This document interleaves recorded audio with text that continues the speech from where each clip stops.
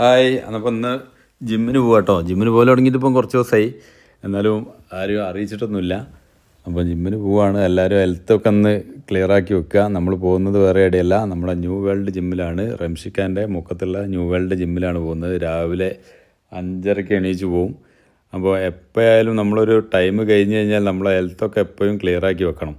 എന്താണെന്ന് വെച്ചാൽ പല അസുഖങ്ങളാണ് വരിക. 40 വയസ്സ് കഴിഞ്ഞാൽ പിന്നെ അസുഖങ്ങളുടെ പൂരപ്പറമ്പായിരിക്കും. അതിപ്പോൾ നമ്മളോട് കഴിയുന്ന കാര്യങ്ങൾ നമ്മൾ ആദ്യം ക്ലിയറാക്കി വെക്കുക.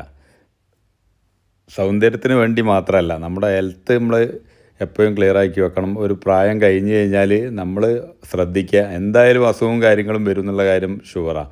എന്നാലും നമ്മളേതായുള്ള ഒരു കരുതൽ നമ്മൾ ഉണ്ടാക്കി വെക്കുക എന്നുള്ളതാണ്.